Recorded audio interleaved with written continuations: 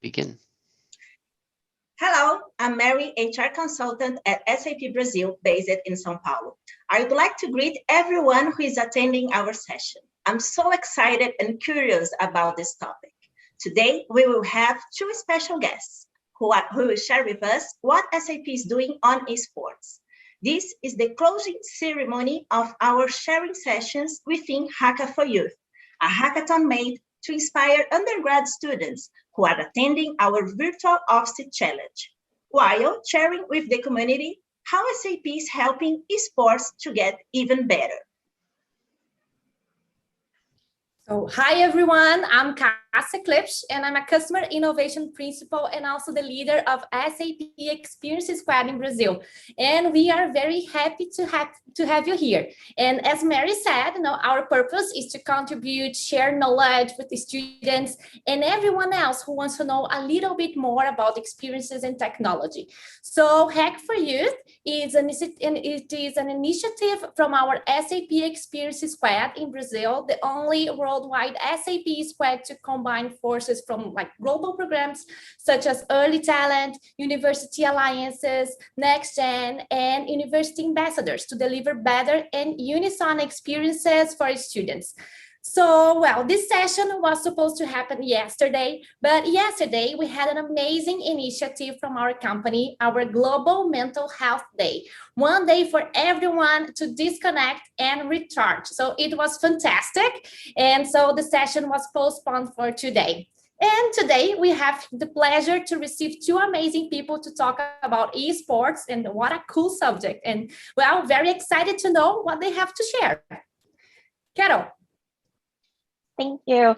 Hi, guys. Welcome to the session. I'm Carol. I'm a recruiter here at SAP, and I'm focused on attracting and hiring the best early career talent for SAP. So if you're looking for job opportunities, you can add me on LinkedIn. That I will be glad to help all of you to find your path within SAP.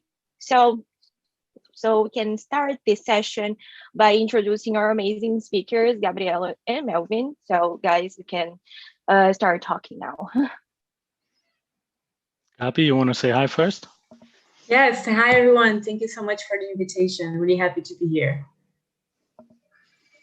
All right, hi everybody. I'm Melvin. I am one of the developers working on the SAP Esports project, and I'm here to tell you something about what we're doing at SAP. And I'm starting the presentation now. And just let's wait a second until it's up, and then we'll learn what SAP does in esports.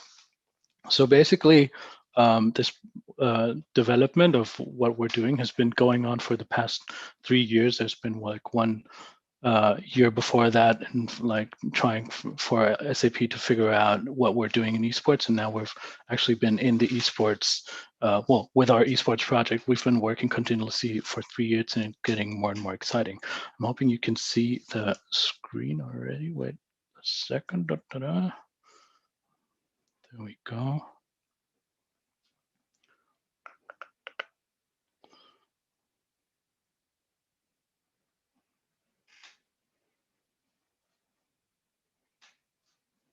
Is it up yet?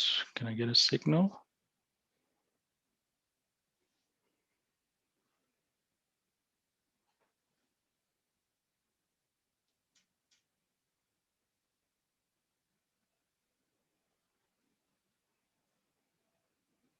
All right, so presentation seems to be up. Let's talk about esports. So esports is kind of big, right? So esports is competitive multiplayer video gaming, and it's typically performed by professional players in front of spectators. So whenever you have people playing video games and they're in a competition, we're talking about esports, and usually it's really big audiences. Usually it's really big events. So there's arenas being filled by esports events. It's very much comparable these days to traditional sports, where you'd have obviously stadiums filled with professional sports players, people, and in esports you have players that perform in front of huge audiences, and it's a really growing market and a growing topic. So there's a really high budget in the esports market these days. So when we look at the total prize money, so money that was won in tournaments in 2019 in esports, we're looking at about $167.4 million. That's quite a lot, and especially if you win that kind of money by playing your favorite game. So it's really, really cool that the world has developed this way, that esports is getting so big. You have huge audiences. We have a lot of, well, there's a lot of just very different viewers in the whole world, which I think Gabi's going to talk about a little later. And it's a growing market, as I said, and it's really very exciting. Now, what does SAP actually have to do with this? So why would SAP come into esports, and what would we do there? Now, SAP is a technology company, and we're doing data analytics. We have fancy databases that we can work with, and we have great innovation processes. And we're bringing this to the esports sector and trying to use the esports data, which gives really exciting challenges because it's very complex data, and analyze it and develop things that actually help players and that enhance the viewer experience. And before I talk a little more about what exactly we do there, we'll have Gabi talk a little bit about Team Liquid and our partnership with them. All right, thank you, Melvin, and thank you, SAP, for the invitation again. I'll ask Melvin for your help on just changing the slides. So I'll just give you the okay. No, you can keep on that one if you want to. Right. I'll just give you a hint. But yeah, hi everyone. So my name is Gabriela. Feel free to call me Gabby. So I'm part of Team Liquid as a partnerships manager, EU. So I'm focused on the SAP account and a few other partners. And the idea is just to create really exciting projects together for our community, for the gaming and esports community.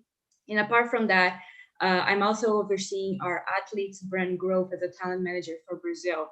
And before joining Liquid, I was actually part of the SAP team, working out of the SAP Brazil marketing team for about 8 years. I started as an intern, and I was responsible for the company's big events as project manager and also point of contact for SAP sports and entertainment sponsorships activations.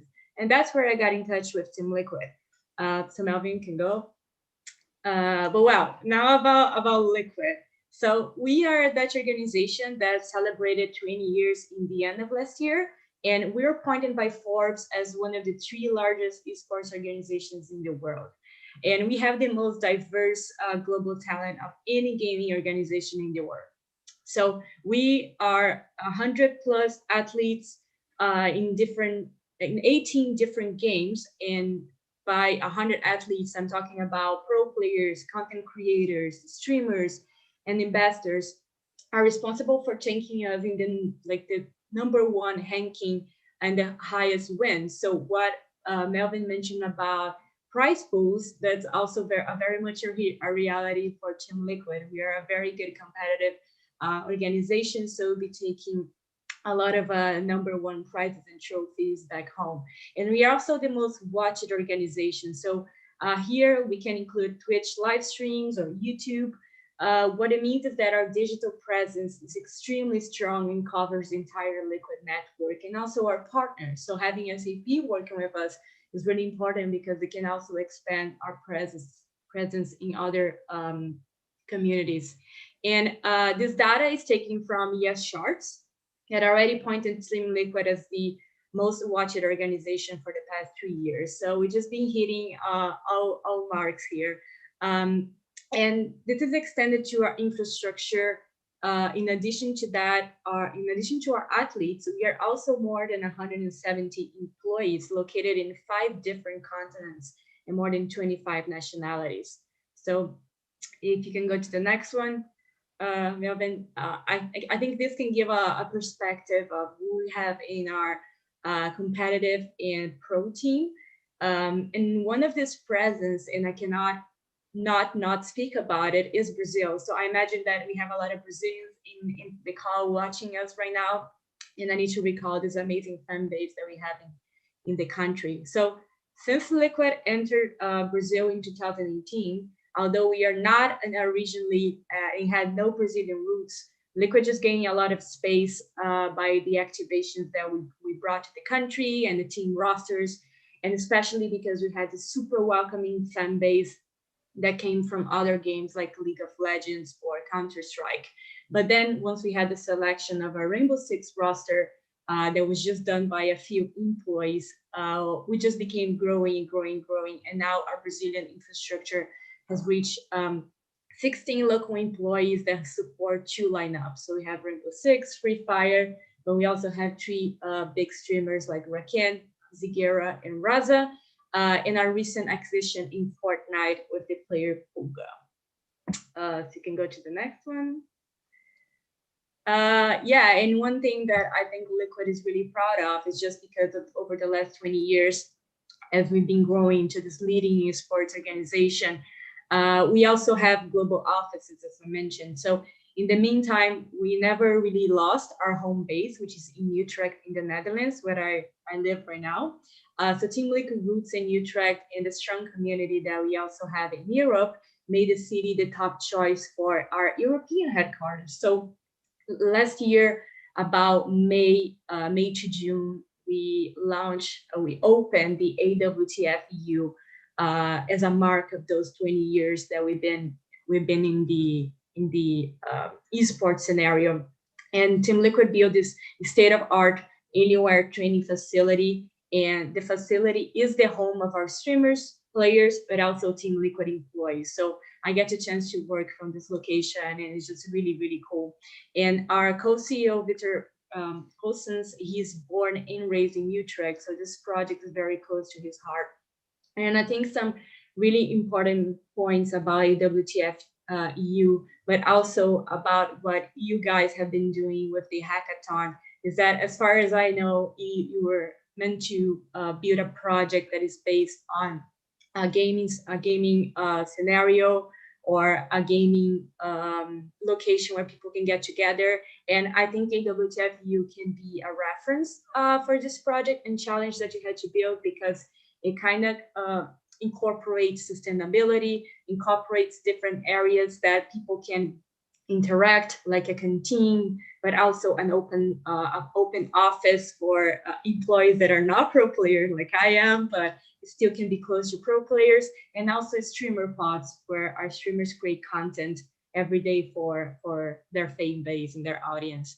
So hopefully that can give you guys a little bit of inspiration to build the challenges that you had to do for this hackathon. Yeah, go ahead. All right, cool. Thanks a lot, Kavi. So that's Team Liquid. Now, what is SAP doing with Team Liquid?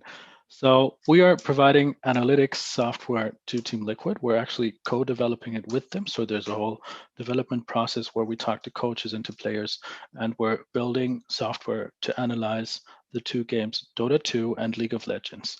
And you see a couple of numbers here. So in Dota 2, there's just really, really extreme complexity in the data. There's so many different items that you can buy. There's so many different champions that you can play. All of that can be combined, which makes it just a very complex game. Same goes for League of Legends. So it's a really, really exciting space to explore with data analytics. And it's really challenging for players and teams and analysts and coaches to actually get the information out of that data that they need to get a competitive edge against their opponents, and to be able to enhance their training efficiency. So this is how it works. On the one side, you see that we at SAP, we are collecting historical data. So from League of Legends and from Dota 2, we're collecting the data from the actual games being played, from the pro matches in Dota 2, and in League of Legends, we're also collecting some of the solo queue matches. And we're putting that into our SAP HANA Cloud instance, which is running on SAP Business Technology Platform. So it's all a database that is running in the cloud, which is an in-memory database, which is really fast and really, really helpful if you want to analyze so complex and so much data. And what we're doing on top of that is we're building what we call the nxtlvl-esports-center. This is a tool that we co-develop with Team Liquid to analyze those games. And we're working, like I said, with the Dota 2 team, the League of Legends team. We're working with the coaches, the analysts, and the players. We're getting the feedback on the features that we're developing. They come to us with things that they want to look into, and we come back with ideas how they can look into that specific scenario or that specific data, and build a tool that they can get the data that they need to enhance their training and to hopefully be better at their game. Yeah, that's what we do with Team Liquid. And now let's look into what else we do at SAP with esports, and that's broadcast enhancements. So esports is always well, there's big competitions, like I said in the beginning, and those are happening live in front of audiences. And in those competitions, you have sometimes SAP insights. And what we're doing there is, when you have a game that is very complex and you want to attract casual viewers and you want to make it more understandable for casual viewers, it helps to overlay the game with statistics that give context to what actually is happening in the game there. So we are partnering up with tournament organizers and in-game directors to develop features that pop up on stream in a live tournament that tell you something exciting that just happened in the game and give you historical context to what's just happened there. So let's jump into some of the numbers. We have in a typically Dota 2 tournament, we would have around 112 games. So there's a series of games in a tournament. These numbers change all the time because the tournament structures change all the time. But in general, we can say that in a tournament like that, if we are partnering with that tournament, for example, in an ESL tournament, you would get a lot of SAP insights on stream that give you just a variety of different contextual information to what is happening in the game at the moment. And here is how it works. So in the center here, you can see the net worth graph. So in Dota 2, you with your hero, you're playing a hero and you collect gold to buy items. Items make you stronger. More gold lets you buy bigger items faster. Items make you stronger. So basically gold makes you better. What you can see here is the green line is the live data from the game that has been played. And you can see that the line is going up. So that player Koikwa on Death Prophet, which is the hero, is doing well because he's collecting more and more gold. But when you only see that line in the game, you would say like, okay, it looks good, I guess, but you don't really know how good it is. And where we come in is we provide the contextual data. So because we're collecting the historical data, we can provide the information on how the average net worth of any player playing that particular hero develops over a game like that. So the gray line that you can see is the average net worth of a player playing that hero. And you can see that Koikwa in this game was just way better than average. So this gives you much more exciting information, right? So he was super good. So that's what we do with the insights there. Here you have you have a different scenario where we have item timing. So like I said, you buy items to get stronger, which gives you an advantage. Now, the earlier in the game you buy an item, the better for you because you get stronger than others earlier in the game, right? Now, here we can see that if you just have that moment, okay, this hero just bought that item. So Phantom Lancer bought Manta Style at minute 17 and 45. When you have that information, it's just, yeah, I guess that's good. But when you add but when you add the historical data, we can say that this is actually a record that was 2 minutes faster than the fastest time that happened on the event before that. So with that contextual information, you get, okay, yeah, that is, I guess, 17 minutes looks kind of good, but actually it's really good because it's so much faster than anybody ever did in that event. Now, these things we develop in a similar way like we developed the analytics tool for Team Liquid. On the one side, you see again the historical data that we collect in our databases, and then we build on top that the nxtlvl-esports-center, which provides the contextual data. On the other side, you see the live data that is collected from the game by tournament organizers, or we're often partnering with a company called Layers. That's a startup that's they're doing broadcast integration in Dota 2 streams, and they are getting out the live data from the game, and they're putting it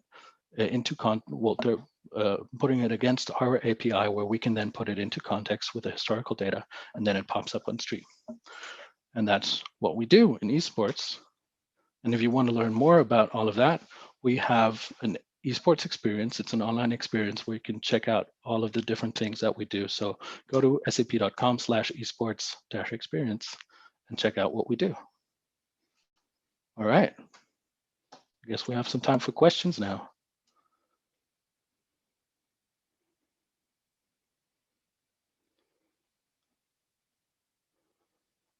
All right, I see a question in the chat. When did SAP start on esports? So 3 years ago, we started the development process with Team Liquid.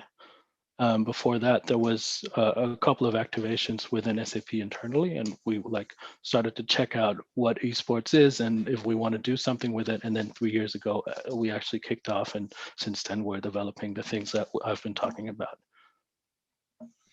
Great. So yeah, Melvin and Gabriela now are going to have this follow-up session with questions from like everyone, like from the audience that we are having. And, you know, Gabriela, you are making like a huge success, you know, in YouTube. People are getting crazy with your participation. Amazing. You know, Melvin, you too, but, you know, Gabriela is like really on the top. So yeah, you know, yeah. So Gabi, how can a person become a Team Liquid's player? Can someone become? Well, you have to take in consideration that it does help, of course, that you already play on a daily basis, but there are a number of statistics that help us to make a selection. So it's not only based on how good you are, but it's also how you work with teammates.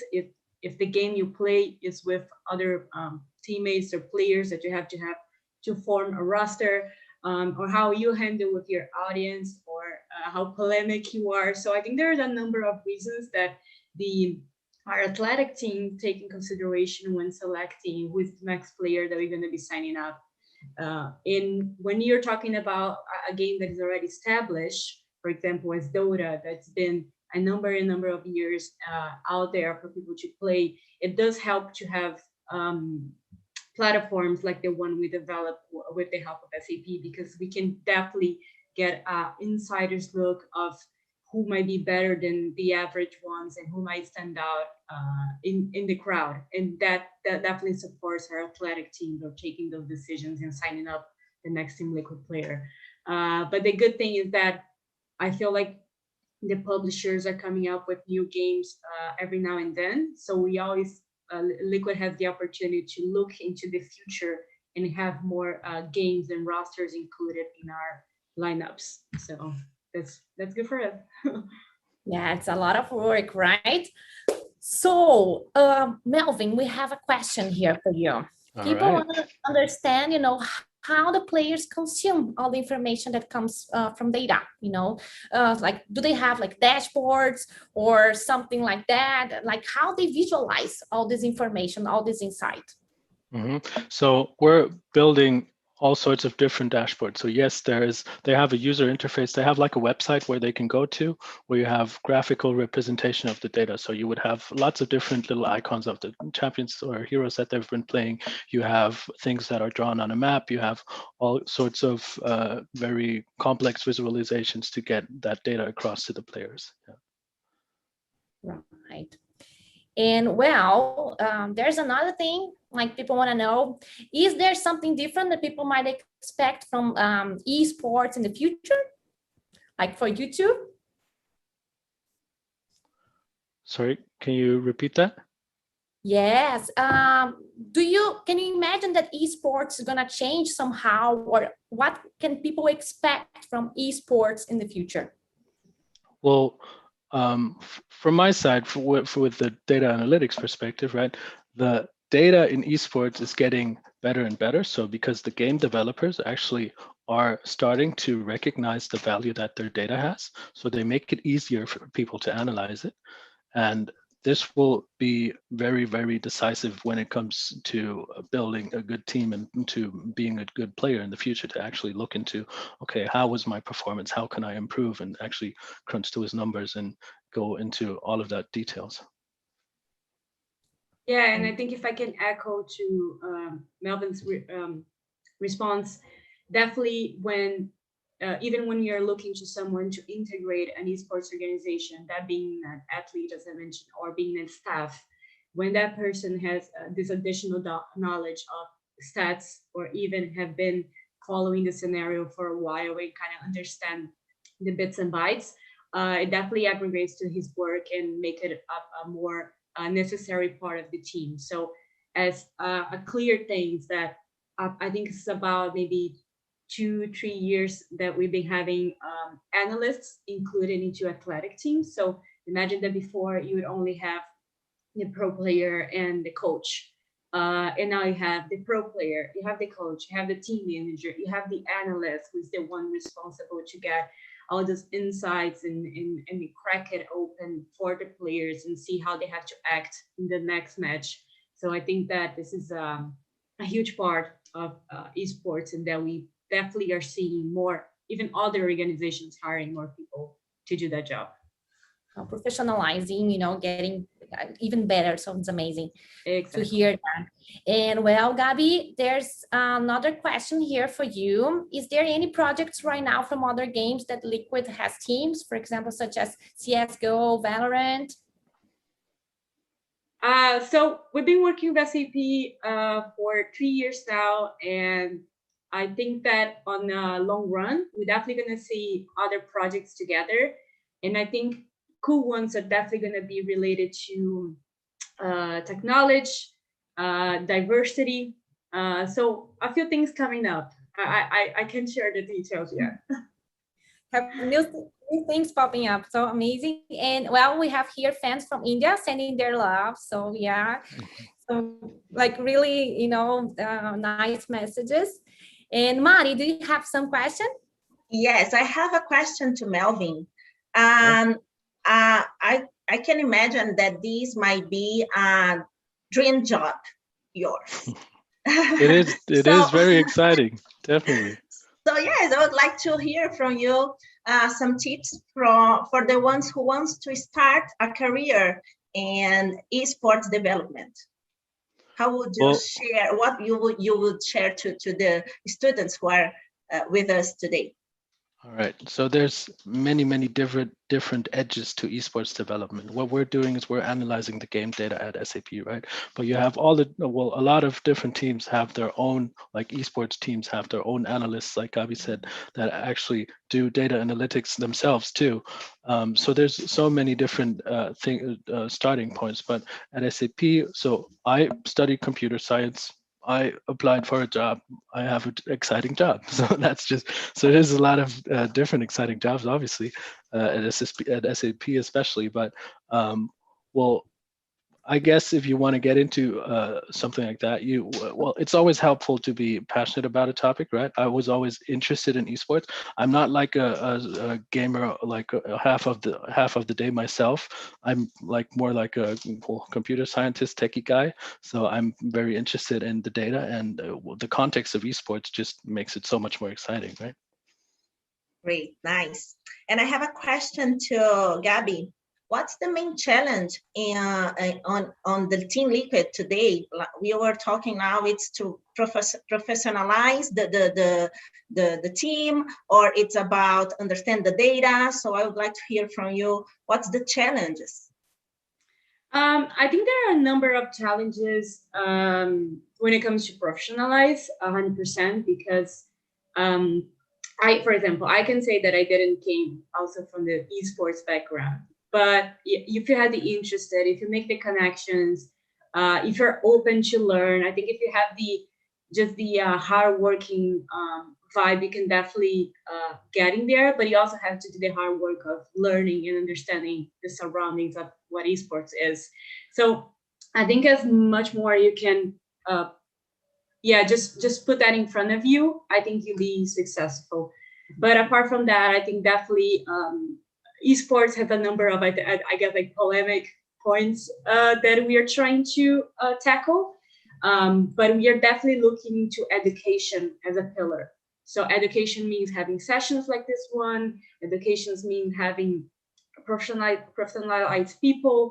It means having a location like our new office in Europe, where we can put together the staff and the athletes to mingle and to connect and to get expertise together. So I think education is a pillar that we are tackling. We're going to see more stuff coming from Team Liquid. Still this year, regarding scholarships or mentorships. And I think that the work you guys are doing, for example, having this session and putting it out there, I think is part of it, is what we are looking to promote and make esports something for everyone. You don't need to be a pro player to like game and to be in the esports and gaming scenario. So I think that's like bottom line. Good. And I was thinking here, I was wondering what you can share with us, you, Gabby and Melvin, about what happens behind the scenes, like any curiosity, because it's completely differently, this kind of work and all the data that runs.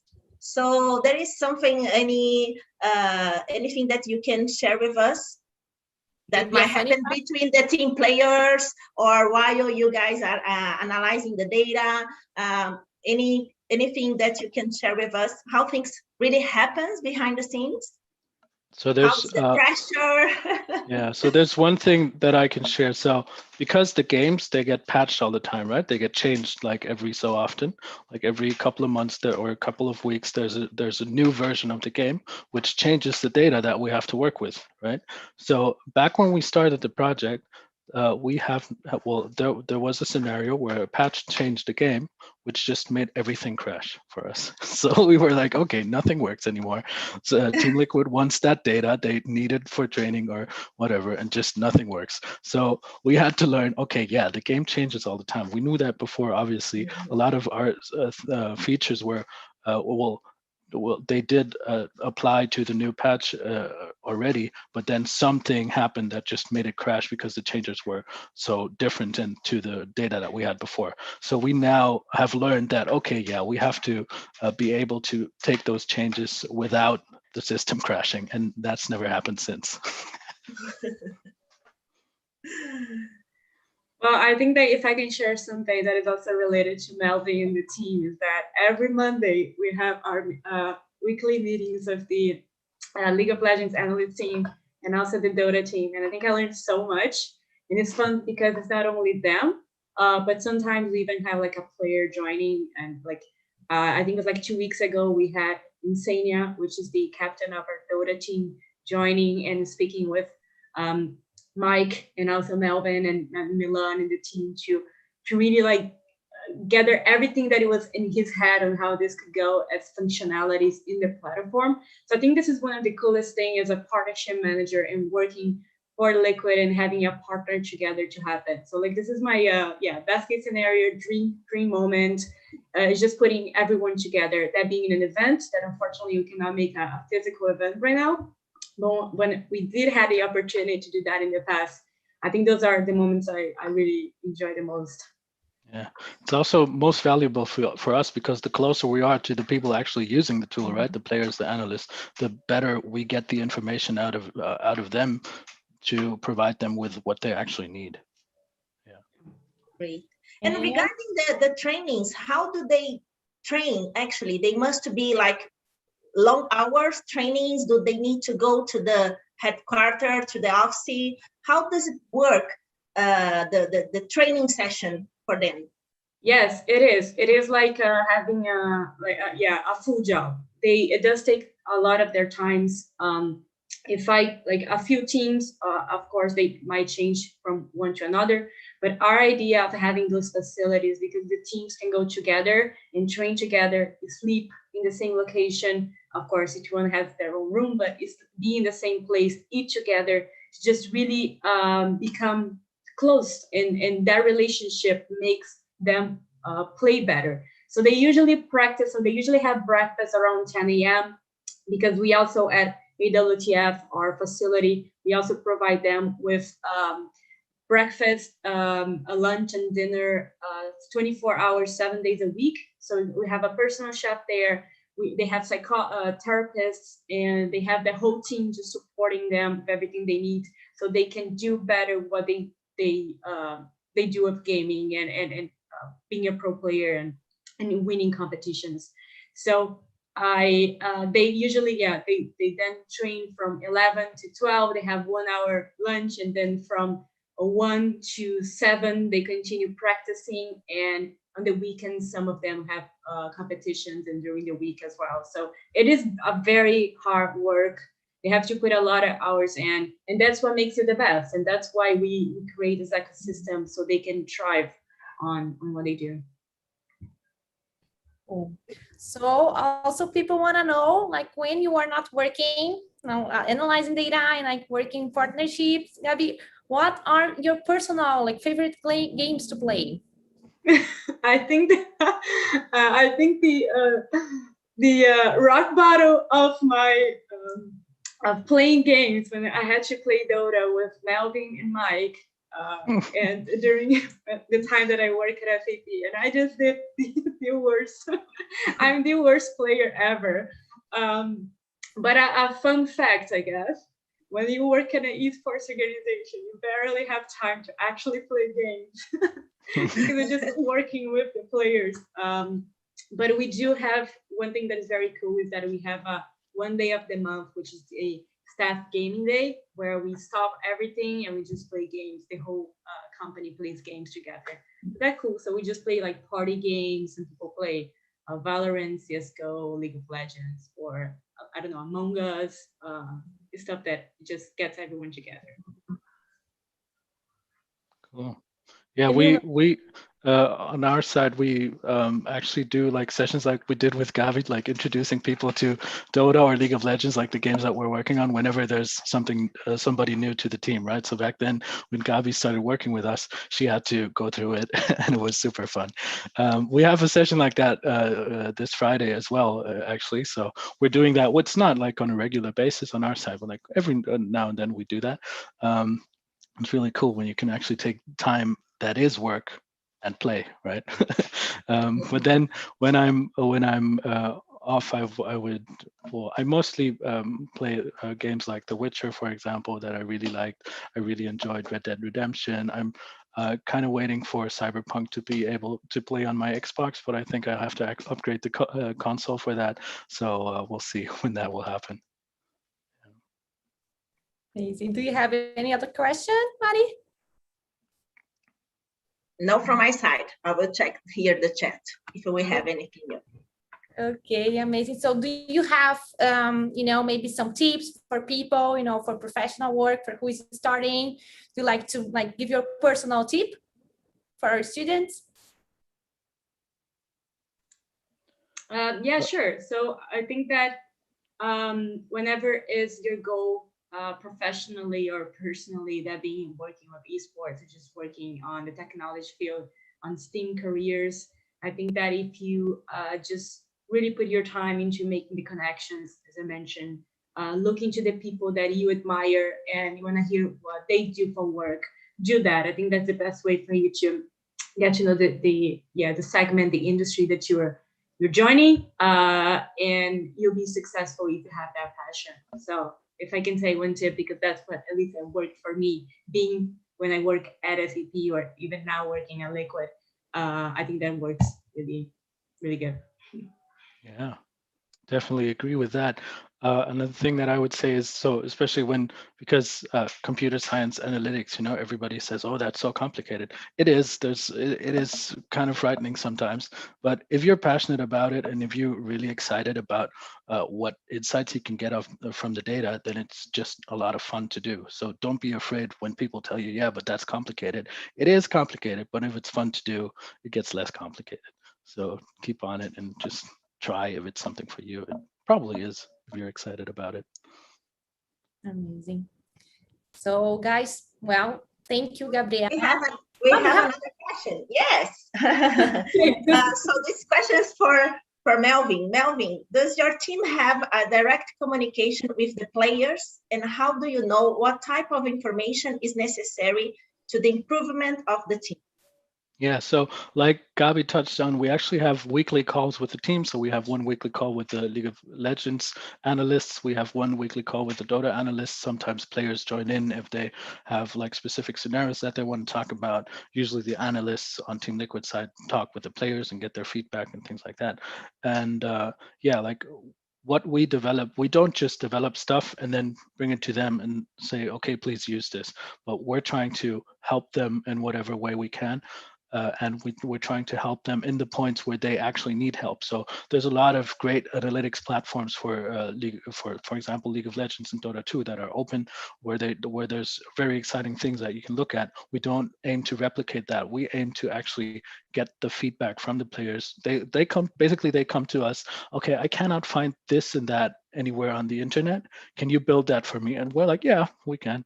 Let's talk about how we can do it. And like I said, it's a weekly basis where we actually talk with the analysts and the players to build stuff that actually helps them, and not just something that they won't look at.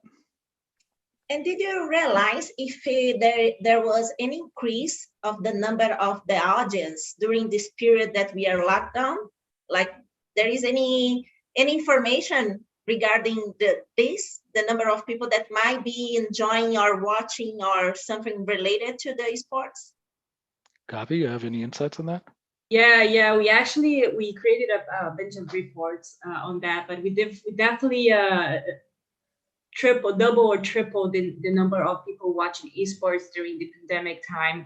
I think was a way for people to just get entertainment from a different source. And I think that one thing is important to bring is that I think the pandemic not only brought of course personal challenges, but for us, for Team Liquid, it was the first time that we had to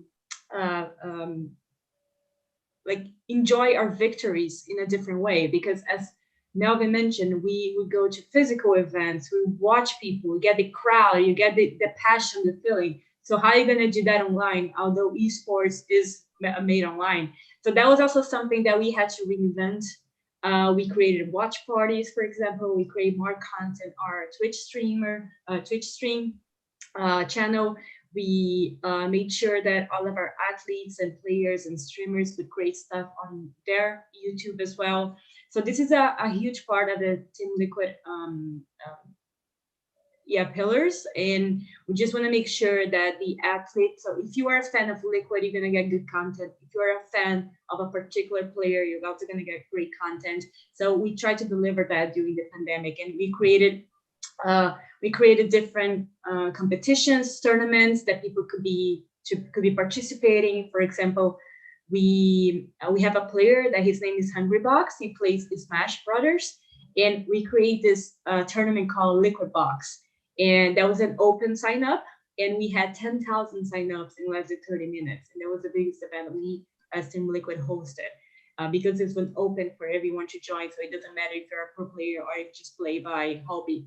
So this is the kind of activation that we try to do during this period, and the fans really love it. They feel closer to Team Liquid, and we always bring partners together. So we want to make sure that our partners also are included in those projects and that resonates to them. So during the pandemic, the number just went overboard, and it continues to grow. Nice. I was imagining that people was looking for something different to do, and maybe, just join, spending some time with, with your friends, like remotely, or with your family. You could, play games, and would be a nice way to explore new things to do together. Yeah, exactly.